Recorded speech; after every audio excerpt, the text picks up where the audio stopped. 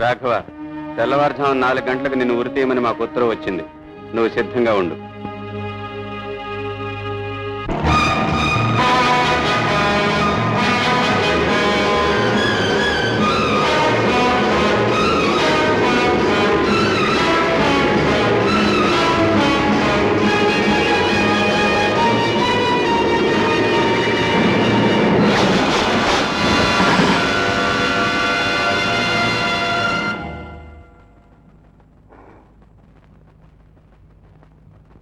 ఇన్నాళ్ళు తప్పించుకు తిరిగావు. నువ్వు మాత్రం పెళ్ళాం బిడ్డలతో హాయిగా ఉన్నావు. మేమేమైపోవాలనుకున్నావు? పదా, ఆ డబ్బు ఎక్కడ దాచో చూపించు. అబద్ధం చెప్పి లేని చోటకి మమ్మల్ని ఎందుకు పంపించావు? ముందు నన్ను వెళ్ళనివ్వండి. అక్కడ ఒక అమాయకుడు అన్యాయంగా చచ్చిపోతాడు.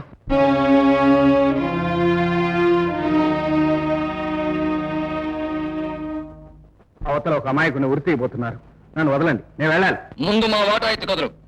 వాట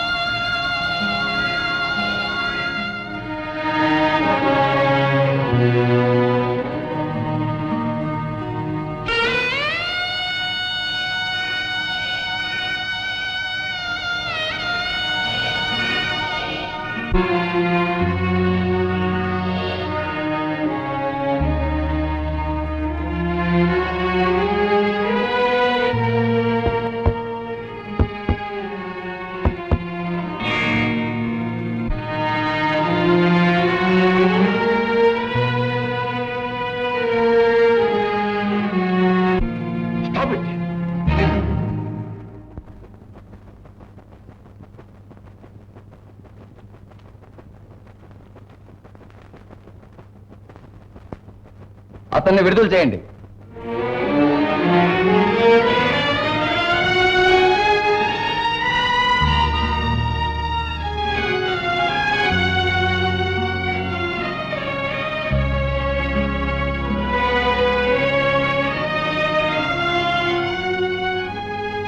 ఆంజనేయులు,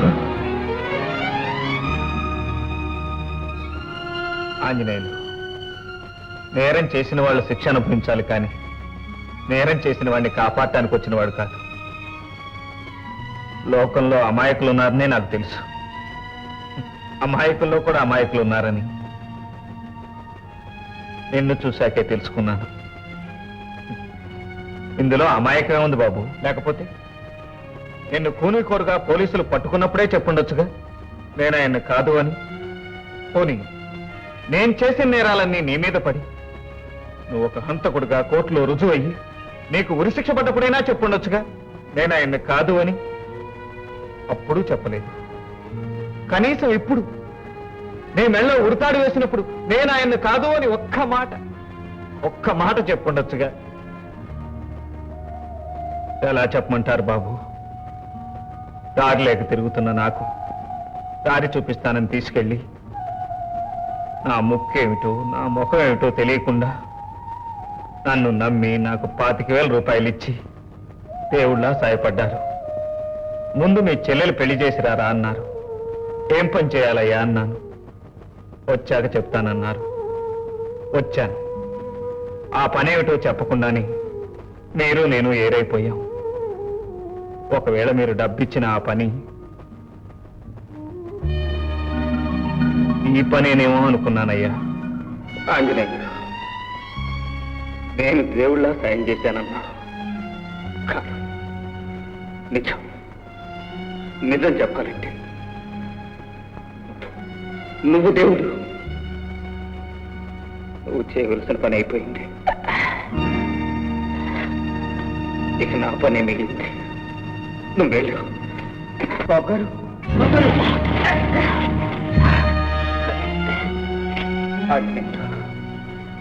అప్పుడు డబ్బిచ్చాను.